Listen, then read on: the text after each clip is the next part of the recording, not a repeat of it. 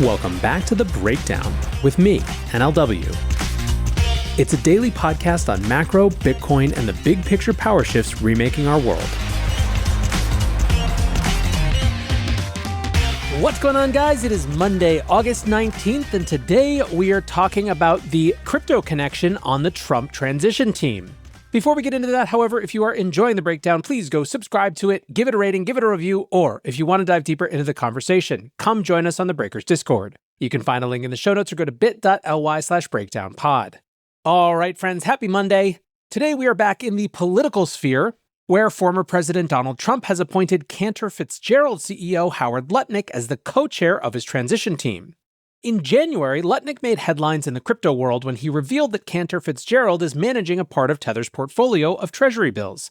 He did not reveal how much of Tether's reserves is being custodied with Cantor. However, he used the opportunity to vouch for the stablecoin issuer, stating, "They have the money that they say they have."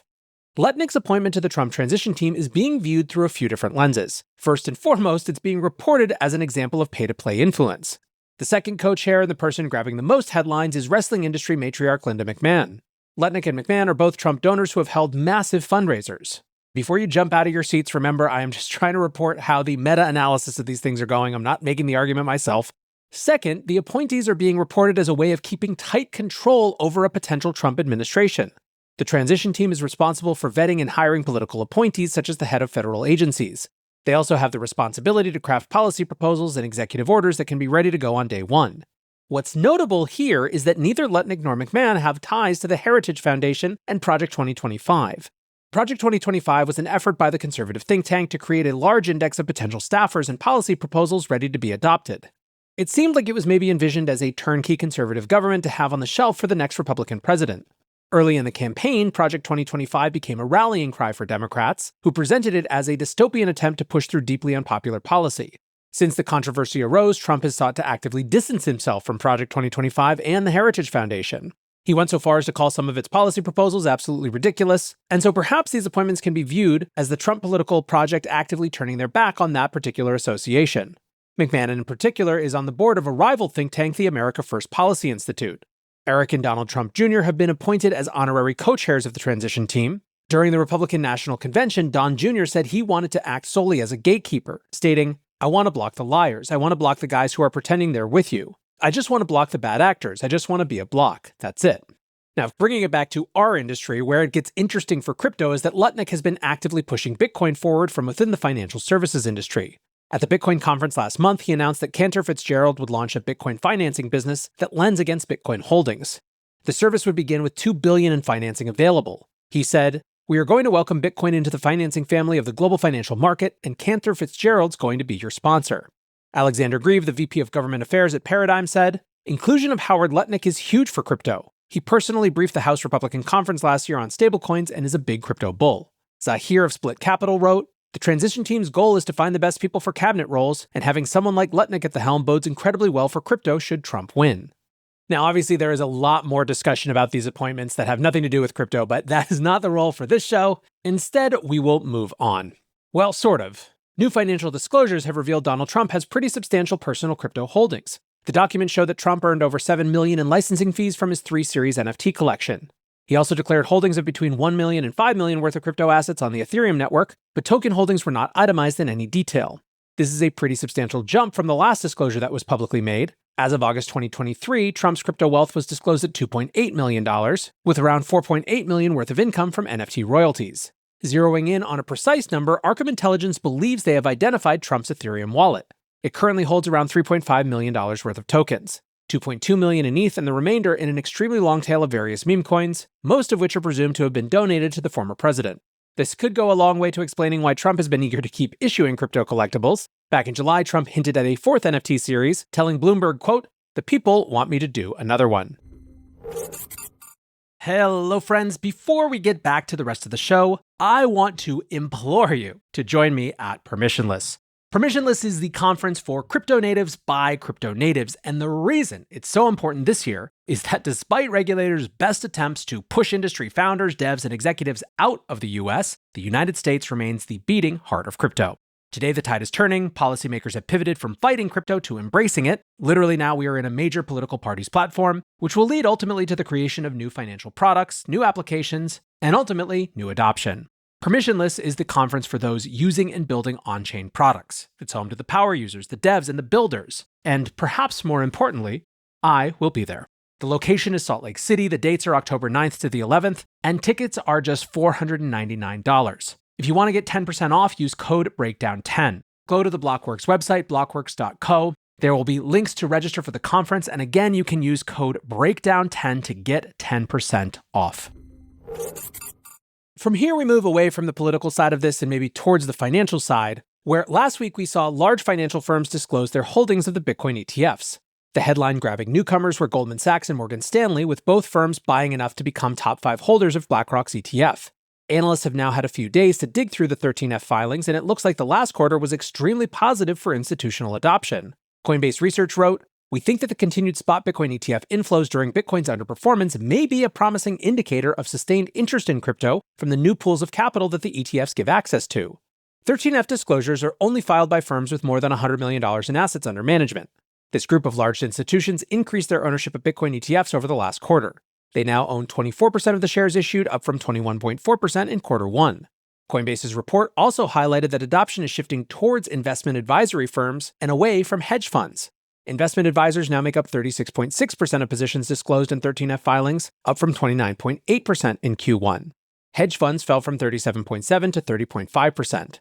Coinbase analysts suggest this was due to hedge funds taking market-neutral basis trades, which have become much less profitable over the past quarter. For Q1, the largest buyer of Bitcoin ETFs was Millennium Management, who took on a position worth almost $2 billion. They've now trimmed that position to around $1.1 billion. Citadel, Point72, and Apollo all bought relatively modest positions in the tens of millions. Overall, there was a 30% increase in the number of firms disclosing a Bitcoin ETF position. 44% increased their position, 22% held steady, 21% decreased their position, and 13% sold off entirely. From where I'm sitting, that's pretty diamond-handed in terms of what you might expect from this group. Smaller firms and individual investors still represent the vast majority of holders, with 76% of shares held by entities that don't file 13F disclosures. The gradual adoption from investment advisors is exactly what Bitwise CIO Matt Hogan predicted way back in January when the ETFs were still new. He broke down his big takeaways from this round of disclosures, tweeting, "Institutional investors continue to adopt Bitcoin ETFs in Q2. The trend is intact. If you thought institutional investors would panic at the first sight of volatility, the data suggests otherwise. They're pretty steady. ETFs are a big tent that attract a wide variety of investors. It's kind of great to see Millennium nestled up against the state of Wisconsin in these ETF filings. Over time, I'd like to see wealth managers and pensions account for a growing share." Speaking of the ETFs, after 7 months in the game, BlackRock has surpassed Grayscale to become the world's largest digital asset manager. According to data from Arkham Intelligence, BlackRock now has $21.6 billion in digital assets under management, split across their Bitcoin and Ethereum products. A big part of the story has been a strong preference for the BlackRock ETF among large financial institutions. Both Goldman Sachs and Morgan Stanley chose to allocate almost exclusively to the BlackRock fund. This could be a preference for the highest liquidity product or simply an expression of trust in the brand. Nate Garassi of the ETF store commented on how consistent BlackRock has been since launch, tweeting, "iShares Bitcoin ETF has had 1 day of outflows since launching in January. 1 day. 20.5 billion in inflows. Top launch of 2024. This is exactly what no demand looks like." Overall, last week's Bitcoin ETF flows turned slightly positive after a fairly rough patch. The previous 2 weeks had seen net outflows of 167 million and 80 million respectively. Last week recorded 11 million in positive flow. It seems as though we're back to the dynamic of the product struggling to make up ground against the backdrop of major outflows from GBTC. Grayscale's product lost 195 million last week and has recorded only 1 day of net inflows over the past month. Running through the other products, BlackRock gathered 71 million in fresh capital for the week, with Fidelity, Bitwise, and ARK all recording healthy inflows relative to their size. Franklin Templeton, meanwhile, has filed for a crypto index ETF, which will hold both Bitcoin and Ethereum. The fund will track the CF Institutional Digital Asset Index, which includes the 2 largest cryptocurrencies weighted according to their relative market caps. The eventual plan will be to include other large-cap crypto tokens should the SEC approve them to be offered in ETF wrappers. At the moment, it seems as though diversification between Bitcoin and Ethereum captures the vast majority of the crypto market, at least for this new class of institutional investors. The only non-stablecoin tokens with more than a 1% share of the market are BNB, Solana, and XRP. Still, the move to indexation seems inevitable. Catalin Tatasher, the head of investment research at Sygnum Bank, wrote, "The next logical step is index ETFs because indices are efficient for investors. Just like how people buy the S&P 500 in an ETF. This will be the same in crypto." While Grayscale has been rushing single token funds out the door over the past month, they also appear to be looking at launching an index fund. Dave Laval, Grayscale's global head of ETF, said, "We're going to see a number of more single index products, and then also certainly some index-based and diversified products." For investors, the benefits seem fairly obvious. There are many who have no particular interest in the ideological battle between Bitcoin and Ethereum. They simply want easy exposure to crypto that they can set and forget. For those folks, having a single index fund that automatically rebalances between Bitcoin and Ethereum is a much simpler proposal than manual rebalancing. Franklin is leading into this idea of simple one-click crypto exposure, assigning the ETF the ticker easy peasy. In terms of holders, the South Korean National Pension Service is getting a little spicy with their crypto investments, adding exposure to MicroStrategy. The NPS began investing in crypto companies last year, purchasing Coinbase shares worth around $20 million at the time. That position has almost tripled since then. According to Q2 disclosures, the NPS has now purchased around $34 million worth of MicroStrategy stock. That investment is down slightly since it was made. While the investments in crypto stocks are notable, they make up a tiny sliver, of course, of overall assets held by the NPS, which is the third largest public pension system in the world with over $800 billion in assets. Meanwhile, over in Norway, the Norwegian Sovereign Wealth Fund has been buying Bitcoin, but they might not realize it. According to K33 Research, the world's largest sovereign wealth fund has indirect exposure to around $143 million worth of Bitcoin via investments in public companies like MicroStrategy and Square. The exposure grew by around 60% in Bitcoin terms since the end of last year and now totals 2,446 BTC. That's around $27 worth of Bitcoin owned on behalf of each Norwegian citizen. Velte Lunde, a senior analyst at K33, wrote, "The growth likely originates from predetermined algo-based sector weighting and risk diversification. It's unlikely to stem from an intentional choice to amass exposure. If increased Bitcoin exposure was the target, we'd see more evidence of direct exposure initiatives and significantly larger exposure. Regardless, it perfectly illustrates how Bitcoin is maturing as an asset and getting woven into any well-diversified portfolio. As one of the largest investment pools in the world, the Norwegian Sovereign Wealth Fund takes diversification extremely seriously. They own stocks, bonds, real estate, and infrastructure spread all over the globe. The Norwegian government has been hostile to Bitcoin mining for years, often suggesting bans due to environmental concerns. For that reason, it's highly unlikely that the Sovereign Wealth Fund has a mandate to invest in Bitcoin-related companies. More likely is the idea that Bitcoin's use as a balance sheet asset means large passive funds will end up with a small indirect exposure in their attempt to own a tiny sliver of every financial asset in the world. We saw a similar phenomenon with BlackRock's Global Allocation Fund, which added a Bitcoin position in Q1 of this year. That allocation was far more deliberate, but it also served to demonstrate that an investment in global assets is incomplete without Bitcoin. Lastly today, after a few major drawdowns over the past month, Bitcoin has been leading the recovery. This has led to Bitcoin dominance reaching a multi-year high of 57%. We're nowhere near the 73% that was reached in December 2020, shortly before Bitcoin rapidly tripled in price. And crypto analyst Ben Cowan thinks we're just about maxed out on Bitcoin dominance, stating, "I don't think it's going back up to 70%. My target for Bitcoin dominance has been 60%. He believes the final push higher will come by the end of the year, before Bitcoin hands off for a period of altcoin outperformance.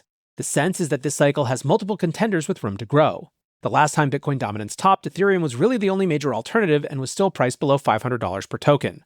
This seems to be the prevailing take, with Kaleo tweeting, "I feel fairly confident this is the cycle top for Bitcoin dominance. Didn't quite hit the 60% I was expecting, which is a good thing because that would have been painful. From here, alts start to gain back ground, starting with the king, ETH. Real alt season begins when Bitcoin dominance breaks beneath 50%. Then again, this cycle has multiple features that could drive continued Bitcoin outperformance. While both Bitcoin and Ethereum are easily accessible via the ETFs, Ethereum hasn't quite managed to stake out a coherent narrative. To the extent there is a story for ETH investments, it's akin to a high-growth tech stock. Bitcoin, on the other hand, seems to have been broadly accepted as a debasement hedge and safe haven asset. It hasn't quite performed that way this year, largely because 24/7 markets allow Bitcoin to be sold off during weekend geopolitical and financial scares. Still, the narrative for Bitcoin is clear and distinct to the rest of the crypto market. One thing which is maybe beyond the scope of today's show, but that is very notable to me about this particular cycle, is that there is no theme, no narrative that has emerged yet this time that has any potential to bring new people into the industry for the first time. There is no ICO boom. There is no NFT excitement. The question is, does a cycle require something like that? A big push of new blood that's not just these institutional investors who are getting in on the ETF game? That is one of the big remaining questions, and one we will just have to continue to wait and see. For now, though, that is going to do it for today's breakdown. Until next time, be safe and take care of each other. Peace.